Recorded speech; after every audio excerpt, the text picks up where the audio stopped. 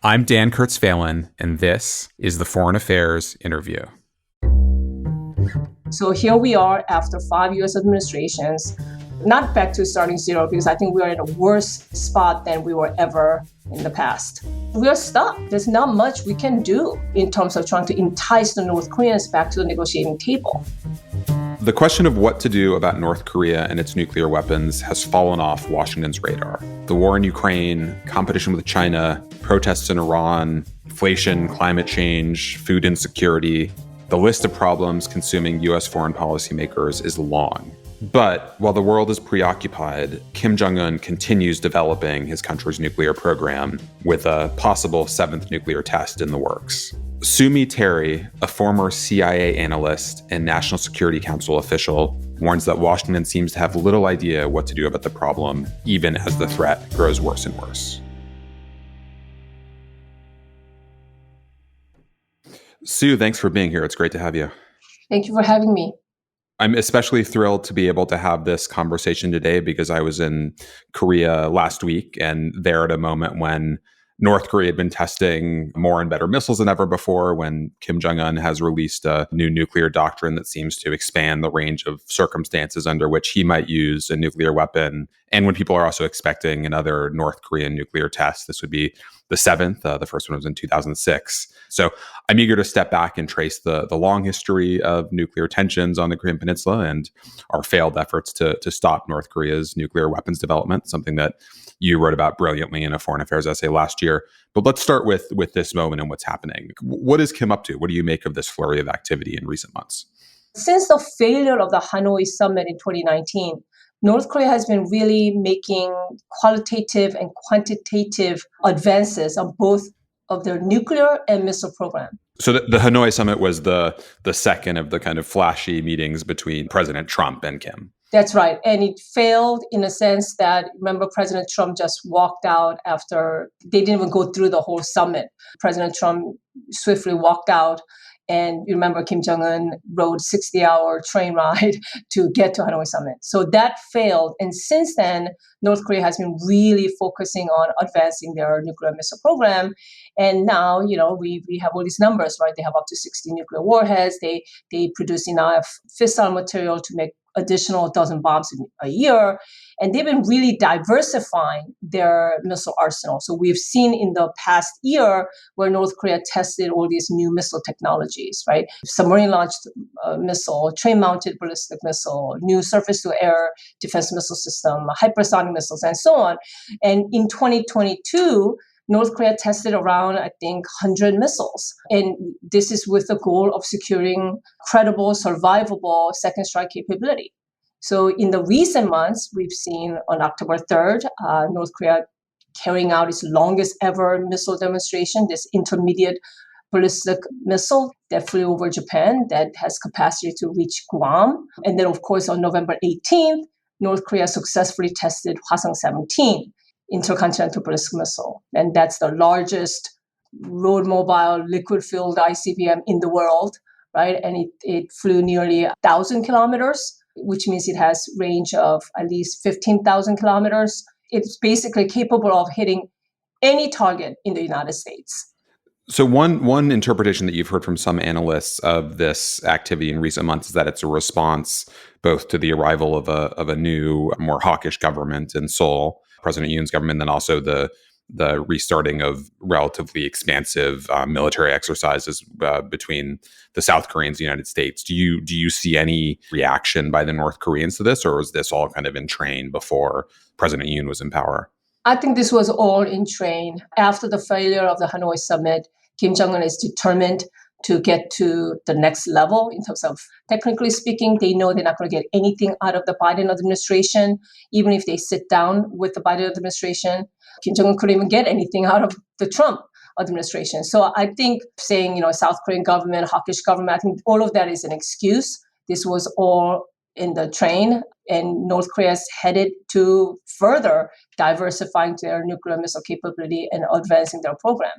And they need to hit certain milestones, right? So this Hwasong-17 missile, this missile is designed to carry up to 4 nuclear warheads, right? Multiple nuclear warheads. and perfecting this so-called multiple independently targetable reentry vehicle, this MIRV capability. This is something that North Koreans wanted to achieve for some time because it makes sense from North Korea's perspective. Why not have this ability to hit Manhattan and Washington at the same time? And these missiles are certainly more cost effective than missiles that had single warheads. And this kind of MIRV capacity will frustrate U.S. missile defenses and really enhance their capability or ability to strike U.S. mainland with nuclear missiles. So North Korea wants to achieve these kind of capabilities before they can sit down with Americans again. So I think, it doesn't matter what kind of government is in South Korea. Even if Lee Jae-myung won, it would have been the same thing. It's not like North Korea was having a good relationship with the Moon Jae-in administration in the last year of the Moon Jae-in administration. And I realize it's a little hard to assess just how successful some of these missile tests are from afar. But what is your best assessment of how reliable those capabilities are? Are they, in fact, able to hit Manhattan at this point as we sit here having this conversation in New York? Yes, I think they have demonstrated that capability, that they will be able to hit something. I don't know if it'll be exactly what they targeted, but they have ability to hit something in the United States, hit any place in the United States. So I want to step back and look at the kind of history of U.S. policy on this issue. I think at this particular moment, the debate in Washington seems totally stuck. There aren't fresh ideas. The Biden administration can give you, a set of talking points about what the policy is, but it doesn't seem like anyone has much of a sense that it will yield much. We've had diplomacy, both the six-party talks and the Trump summitry that you mentioned. We've had years of escalating sanctions. We had, Trump's fire and fury and maximum pressure. And throughout that time, Pyongyang has continued testing missiles and continued with nuclear tests. So I'm interested in your kind of assessment of the arc of U.S. policy here, maybe, starting at the beginning in the 1990s and the unraveling of the first attempts at a diplomatic solution in the early 2000s. But, what do you make of that record? And do you, when you look back, see moments when different policy could have made a difference, where there are mistakes or missed opportunities along the way? Well, I think it's fair to say we have failed if our goal is denuclearization. As you mentioned, our first nuclear crisis really began in early 1990s. If the U.S. ever had an option to conduct a sort of a limited strike, that would have been then, before North Korea actually developed nuclear weapons. So, of course, this crisis occurred in 1990s. The Clinton administration actively really thought about militarily responding. They didn't. Former President Jimmy Carter ended up going to North Korea. And then, of course, the United States had first bilateral agreement with North Korea in 1994. Kim Il-sung died a few months before, and that bilateral agreement was concluded with Kim Jong-il. So we had a bilateral agreement, the Agreed Framework of 1994, and of course that collapsed when President Bush came into office. It's not necessarily because of President Bush, but there's different reasons why that agreement collapsed, but it did collapse. And then during the Bush administration, we tried multilateral negotiations, right? The idea was, okay, the bilateral agreement did not work. Let's get China involved. Let's get Russia involved. Let's get Japan involved. Let's get South Korea involved. And of course, we pursue something called six-party talks. And we had multiple agreements with North Korea. We have 2005 agreement, 2007 joint statement. And so getting to agreements with North Korea is not necessarily the problem.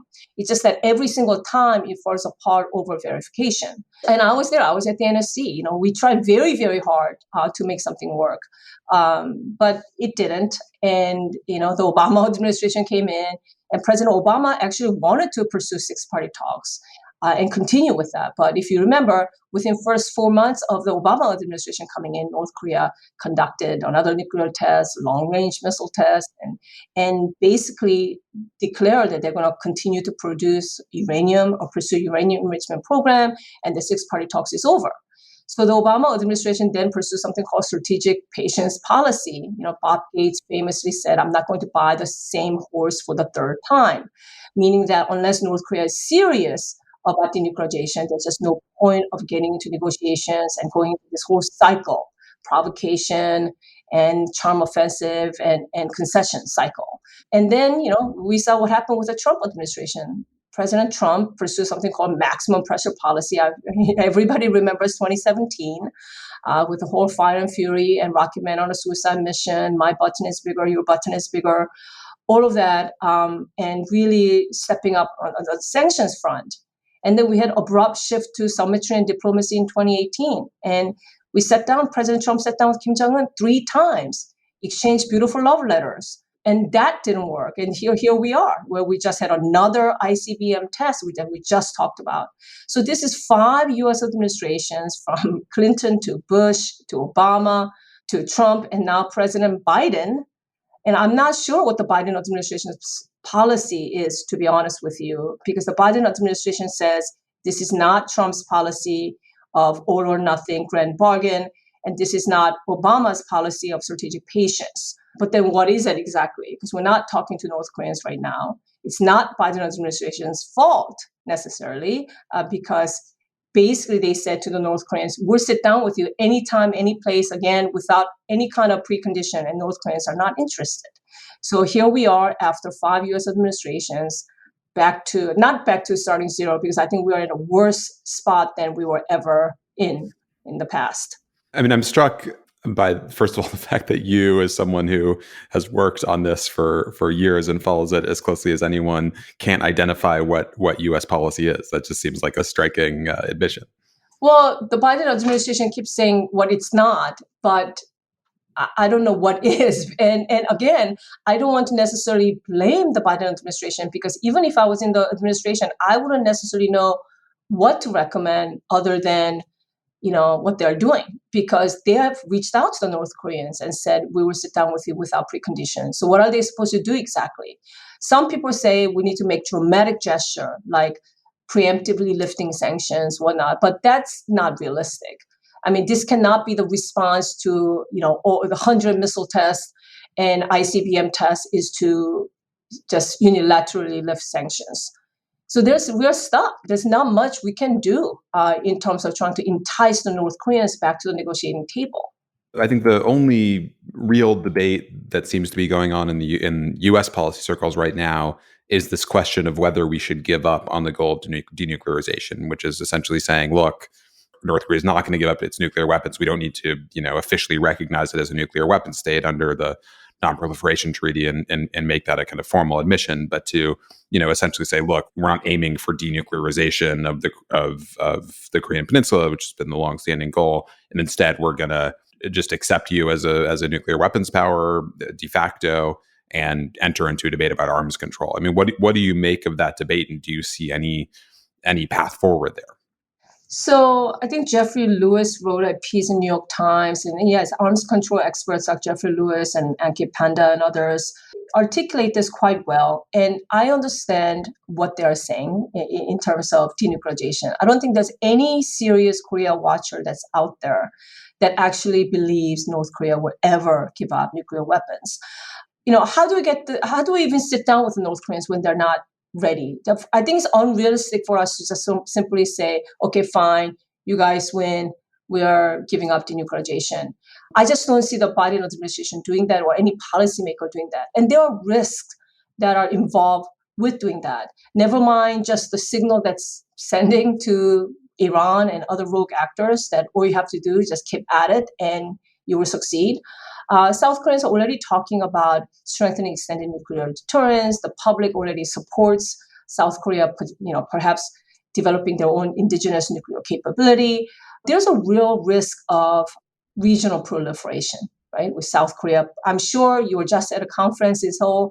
I'm sure this used to be such a fringe idea, but now it's something that people talk about regularly. So there's a risk of regional proliferation. Does it really solve the North Korean problem also? I'm not sure if it does, because after recognizing North Korea's nuclear weapons power, which is a long-term goal that they've been seeking, I'm not sure their behavior is going to get any better. We might have more emboldened North Korea. And there's always the risk of conventional attacks, miscalculation, cyber attacks. So I'm just not sure if this is the solution. And there's just logistically, just getting there, I think, will be also very difficult. And I just don't see the Biden administration pursuing that path.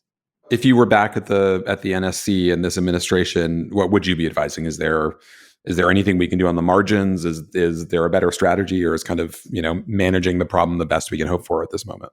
I think that's exactly right. I think right now reducing the threat and managing the threat is, in the short term, the only option that we really have. I do think that we need to strengthen our extended nuclear umbrella. We need to make South Korea feel more comfortable because I think South Koreans are, and it makes sense. The North Koreans have been very focused on tactical nuclear weapons. And as you mentioned, they've been making, threats of preemptive use. They've have this new nuclear doctrine that they just announced that dramatically really lowers the threshold for nuclear use. So it starts with, first of all, working with South Korea to strengthen our extended nuclear deterrence. And then there are a lot of things that we can do to step up our deterrence measures. So that, and of course, a trilateral cooperation with Japan. But beyond that, then it's more of a long-term goal of what we are trying to do with North Korea. And for me, I've been on this path of sort of getting information into North Korea, information penetration campaign, but there's a whole different kind of conversation.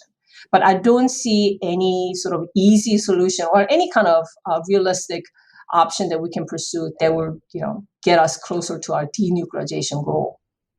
So let's turn to that South Korean debate, and that was certainly a topic that dominated conversation when I was just in Seoul. And it's certainly going to be, I think, a central part of the debate, both between within South Korea and also between Washington and Seoul in the years ahead. Maybe just to go to the basics, what is the kind of state of extended deterrence, and what to your mind has kind of prompted concerns in South Korea about the reliability of it? The previous administration under President Trump, there was this talk of putting out U.S. troops on the Korean Peninsula and so on. And that, remember the whole deliberation and discussion and negotiation over burden sharing, and this talk of, why do we have U.S. forces there? It's too expensive. Maybe we need to pull them out.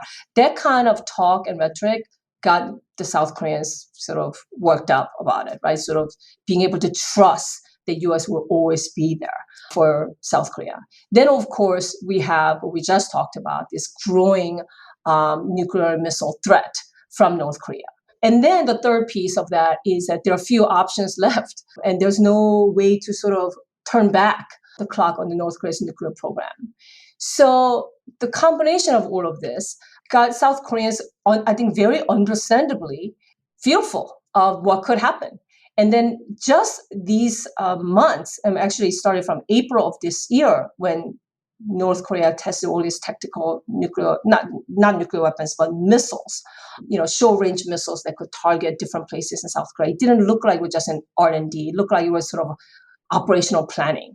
And North Korea lowering the threshold for the first use of nuclear weapons. So all of these factors combined are making South Korea feel very insecure about the state of U.S. Commitment to defend South Korea. So there's growing support among the South Korean public, first of all, for acquiring nuclear weapons. Now, I don't know if these polls are very detailed to sort of say to the South Koreans, hey, these are the consequences of going nuclear, or is a question just posed as, should South Korea go nuclear? And was that something like 70% in a recent poll? There was some very striking number. There are multiple polls conducted. ASAN did a poll, ASAN Institute, the Chicago Council. There are multiple polls that show by some 70% of the South Korean public support South Korea developing their own nuclear weapons program. But of course, if they go nuclear, this is really a sort of collapse of our non-proliferation strategy. So the U.S. is, this is not something the U.S. government supports. There are a lot of risks that's involved for South Korea to pursue such a path, right? It will create a rift between us and South Korea, and so on. But this is still something that the public supports. So as you've seen in Seoul, there's just a lot of discussion and debate on this topic. And the fear is not so much about specific policy decisions, but when you have a North Korean ICBM that could potentially hit a U.S. city, the fear is that the U.S. wouldn't retaliate for an attack on South Korea if San Francisco are at risk, right? Would we trade San Francisco for Seoul is the way they put this question. And the fear is that, ultimately a U.S. decision maker would decide to preserve an American city, even if it meant giving up our commitment to deter an attack on South Korea. Is that the right way of putting that logic? That's exactly right. And Kim Jong Un this year have been also warning of this preemptive use and preemptive attack. He ominously warned at a military parade on April 25th, saying, the regime envisions a wider role for their nuclear arsenal. It's going to be beyond self-defense, that they could use it for all kinds of purposes, right? And Kim Yo-jong said this, and again, the nuclear doctrine states all this. And September 9th, when at this parliamentary meeting, they announced 5 conditions where they will launch preemptive strikes. I think the concern is, imagine a scenario in the future. So it's not right now that they necessarily think the U.S. is not going to come to South Korea's aid. But imagine a scenario in which in the future, maybe perhaps President Trump is back in the office, or we have a new isolationist U.S. president, and North Korea has perfected their nuclear and missile capability. They have this MIRV capability. They can miniaturize. They have 200 nuclear warheads. This is a RAND corporation that said, North Korea could have up to 200 nuclear warheads by 2027. That's 5 years from now. The idea is, if North Korea conducts a very tactical strike on South Korea, right, or on the peninsula, there's not a huge suffering or civilian casualty and whatnot, will the U.S. actually come into South Korea's aid? As you said, risk San Francisco for Seoul. That's kind of a popular cliche that everybody's been using. But yeah, that's the concern. And if I, try to see this through the eyes of a South Korean policymaker, that seems like a pretty legitimate concern. If I, even leaving aside President Trump or a Trump-like president, it's, easy to imagine an American leader making that calculation, right? That we're not going to risk a intercontinental, nuclear war that could bring incredible devastation in order to deter that attack. So is there some rationality to the push for a South Korean nuclear weapon in that regard? No, absolutely. And one of Kim Jong Un's goal, and the South Koreans know this, one of North Korea's goal has also been achieving sort of decoupling of the U.S.-ROC alliance, right? This is sort of beyond survival of the regime. They've been seeking decoupling of U.S. and South Korea, this alliance. So why is it so difficult to assume that Kim Jong Un could calculate that if he makes threats, or even if he uses nuclear weapons preemptively, tactical nuclear weapon, the U.S. will not retaliate, as long as he has this long-range ICBM force that threatens U.S. mainland, right? He could figure that U.S. simply just don't have the will to defend South Korea, again, particularly under a future isolationist president. And I think Kim Jong Un also, I think another factor that we should think about is that I think, he could be encouraged by Putin's nuclear saber rattling, right? To imagine that U.S. could be or can be forced to back off with such threats of preemptive use, right? Because even though United States has not stopped supporting Ukraine, we did not provide long-range weapons or implement no-fly zone or, send troops to Ukraine for fear of provoking nuclear Russia. So I think from Kim Jong Un's mind, this is sort of the wrong lesson that he's getting from the Ukraine conflict. Is that the wrong lesson? I think you wrote in a piece for FA this fall, only WMDs, I'm quoting you here, only WMDs, it seems, can guarantee regime survival. That seems like a decent conclusion to draw from watching how the Ukraine has transpired if you're sitting in Pyongyang. Absolutely. So, North Koreans have obviously drawn all kinds of conclusions from Iraq and Libya that giving up nuclear weapons will be end of the regime. And then that lesson has only been reinforced by Russia's invasion of Ukraine, because Ukraine gave up their nuclear weapons in 1994. So there's that lesson. And the second lesson is watching Putin make these kind of threats and us not being involved to the degree like sending troops and whatnot. I think that's another lesson that Kim Jong-un has drawn from this conflict. Just to try to trace a somewhat more optimistic path forward here, I suppose the arms control advocate might say, North Korea is going to spend some more time testing and getting more assurance about its own capabilities and its own ability to threaten the United States. I suppose that might be a moment when diplomacy becomes possible. Is there any plausibility to that? And if so, is there kind of lessons from the record of U.S. diplomacy, whether the six-party talks under the Bush administration or the Trump summitry in Hanoi and I believe Singapore before that. I mean, is there anything that can come of that kind of diplomatic effort? I think what you just said is right. I think diplomatic effort could be successful, or I think Kim Jong Un will eventually sit down with the Americans. They've always done that, but I don't think it's going to be anytime soon. There's no reason, even if I'm advising Kim Jong Un, I would not necessarily advise him to sit down with the Biden administration now. For what? I mean, what are they going to get from the Biden administration, right? And I think I mentioned in the foreign affairs piece that the geopolitical environment right now is favorable for North Korea to continue down this path of perfecting their nuclear missile capability, right? We look what happened with an ICBM test. The United Nations Security Council could not even come up with any kind of resolution. This is an ICBM test. Now with the whole U.S.-China competition and this whole Russia's invasion of Ukraine, I think it just made the region even more bifurcated. We're seeing this kind of uneasy alliance between Xi Jinping, Putin, and Kim Jong Un. North Koreans just recently even boasted about how they're close to China, even more, close than even normal. And then, of course, the North Koreans have been supplying Russia with artillery and so on. So we don't see any kind of action from UNSC. We see no pressure coming from China and Russia.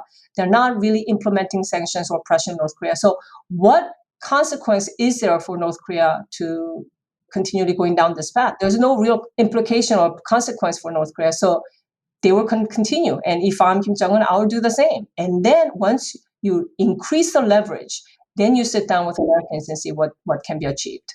So let's linger on the China dimension, because I think it's worth underscoring that the current state of the China-North Korea relationship is actually not in keeping with where it was in the previous couple of decades. So can you give a sense of how historically China has seen North Korea as this, kind of its only ally, but also an irritant that makes trouble for it? And of course, as you noted in the six-party talks that you were involved in, China was one of the players there and seemed to be, relatively intent on working with other international capitals, including Washington, to find some kind of solution here. So where was China a decade or two ago, and how has Chinese policy shifted on North Korea in the last few years?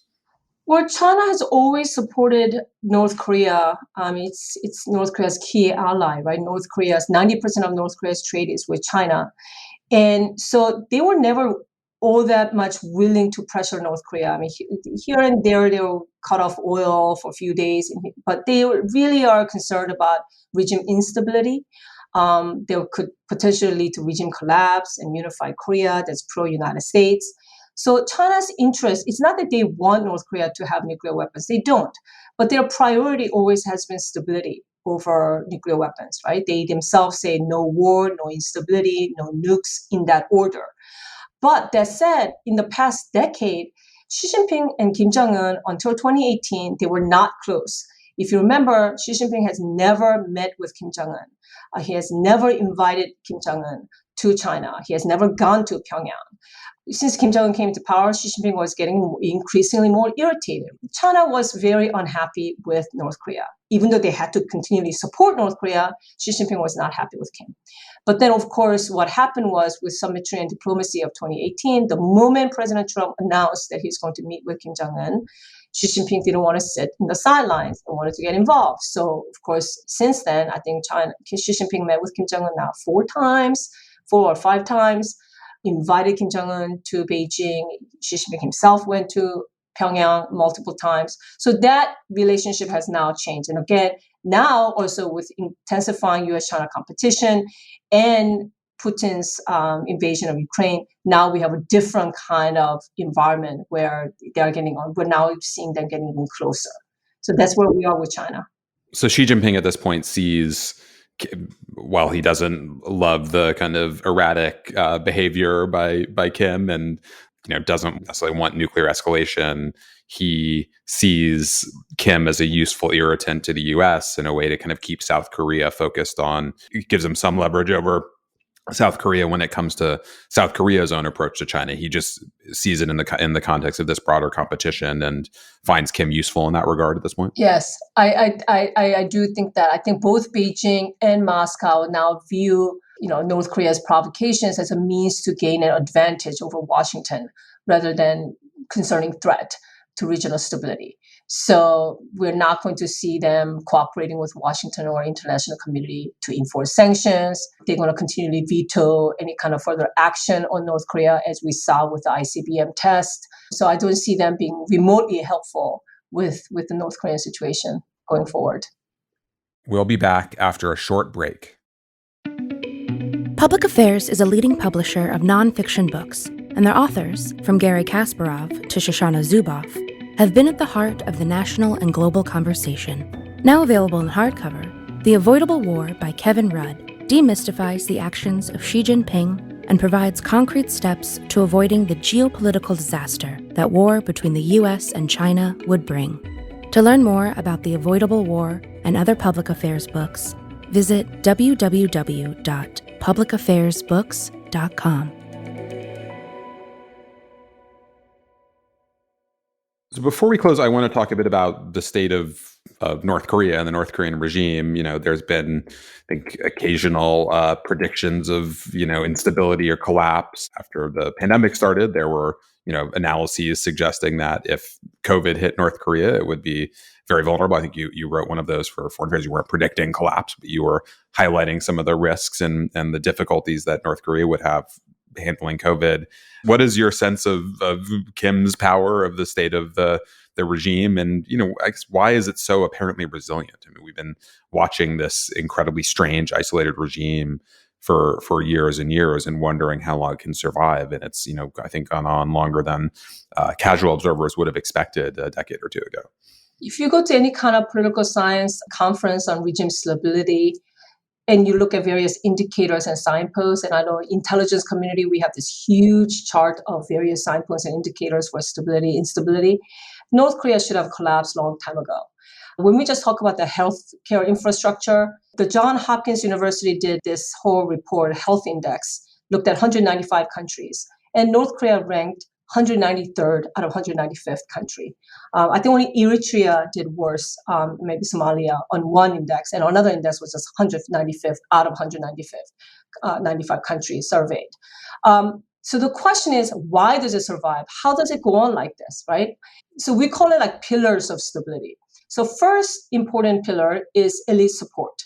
As long as the elites support the regime, it will just continue on. So it doesn't matter if there's COVID, it doesn't matter if thousands of people die.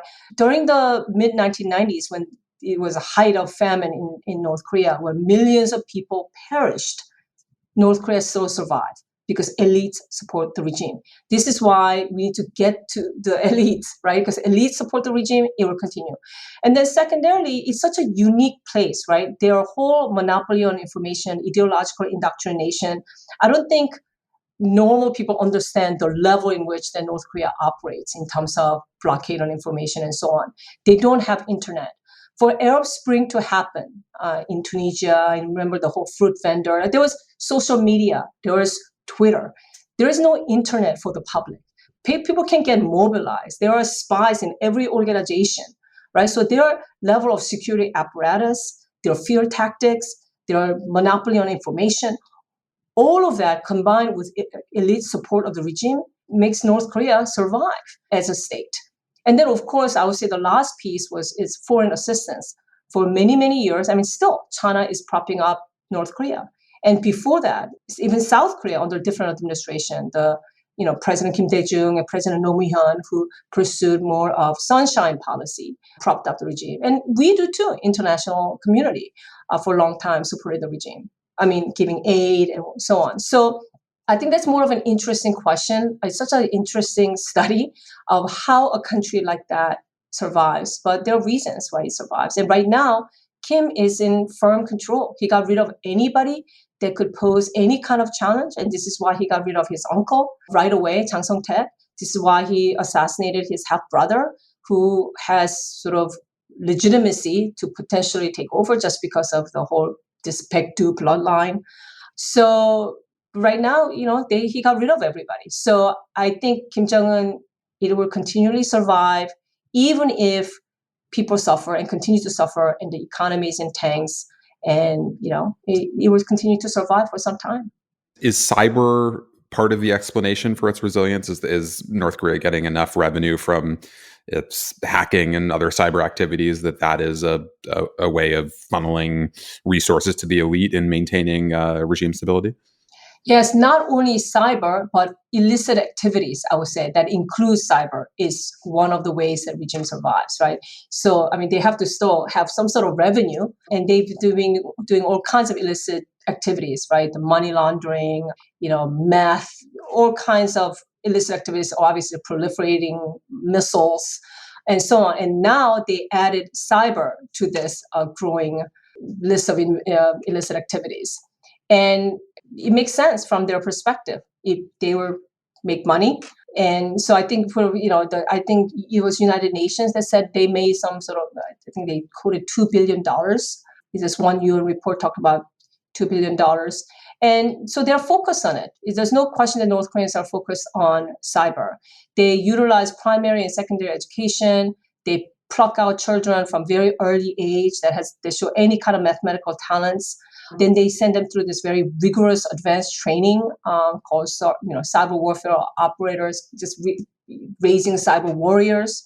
They have a whole organization that's devoted to this, the Reconnaissance General Bureau. That's North Korea's agency for clandestine operations and cyber operations. They have, the numbers are so they have apparently some 7,000 cyber warriors, they call it cyber warriors, and they're very focused on this. So I'm concerned that this is it's sort of here to stay. We're going to continually see cyber crimes, and we've seen already a number of years now, number of different activities that they've been engaged in. And it really makes sense. The last point is because there's a deniability to cyber, no matter what. It's hard to attribute cyber attacks exactly. There's a profitability, right? They make money this way. So, why not? I am afraid that this is sort of one area that they're going to devote a lot of resources to. And I suppose selling weapons and munition to Russia will be a new source of revenue for the duration of the Ukraine war at this point. North Korea is a serial proliferator. They proliferate everything under the sun. They are used to doing that to make money. They have relationship with Syria. They have relationship with Iran. And now it looks like, they will continually support Russia however they can. So the picture does not look good. That's it. People were struck to see Kim bringing his, I believe, 9-year-old daughter out in public a couple of weeks ago, bringing her to some, review of missiles or something. You expect that we will be seeing her in power sometime in the future? She's so young, so we'll see. So that was very interesting. I was very surprised because it's very unusual for a leader to show children like that. I mean, even for Kim Jong-il, we haven't seen Kim Jong-un for a very long time. I remember Kim Jong-un, the first time we saw Kim Jong-un was after Kim Jong-un had a stroke in 2009. In 2010 was the first time really they brought out Kim Jong-un, and the international community, got to even see him before he took power in 2011. So this was very unusual that Kim Jong-un brought out his daughter in this manner. I do question why he didn't bring out the older son, because this girl has an older brother, a few years older. There's some gossip and rumors around that, but we'll see. A gossip is that the older son is not really from the current wife, but it's from another woman. Intelligence community describes North Korea as the hardest of hard targets. You've spent years both in the intelligence community and the National Security Council, and now as a scholar and analyst outside of government, trying to understand both North Korean nuclear weapons development, but also the state of the regime and these other activities. How do you do that? I mean, how do we understand what is happening in this incredibly closed, isolated place? So it is very hard. It is true. There's a reason why we call North Korea hardest of hard target countries, because even in the height of the Cold War, we had spies in Soviet Union. It's really hard to have human assets, right? Human in North Korea. Can you just imagine? North Koreans can travel from place to place without getting a permission. We possibly cannot run human. So that's really poor. So only people that we can, and in trying to convert North Korean officials that's outside of North Korea, that's very hard. There's various reasons why we call it a hard target country. It's such a closed off society. So It's tough, but there are a couple of things that we obviously, having dealt with North Korean problem for 3 decades, there are still things that we have learned. We have experience. We do devote some resources, like we have at least the imagery that's good. This is how we pick up a lot of their nuclear missile activities. The hardest part is trying to understand regime intentions. What is Kim Jong Un up to? What is, planning? That's really hard to do. But I mean, we can't exactly tell our policymakers that, hey, this is really hard, so we can't do it. So, whether it's open source reporting, whether it's working with other think tankers, whether we're writing pieces for foreign affairs and brainstorming together, it is, it's a serious threat that we need to take very seriously, that we don't have a lot of solutions to. So we just have to keep working at it. Well, thank you for all the fantastic work you've done in foreign affairs over the last few years trying to make sense of this. And thanks so much for joining us today. It was a great conversation. Thank you. Thank you for having me.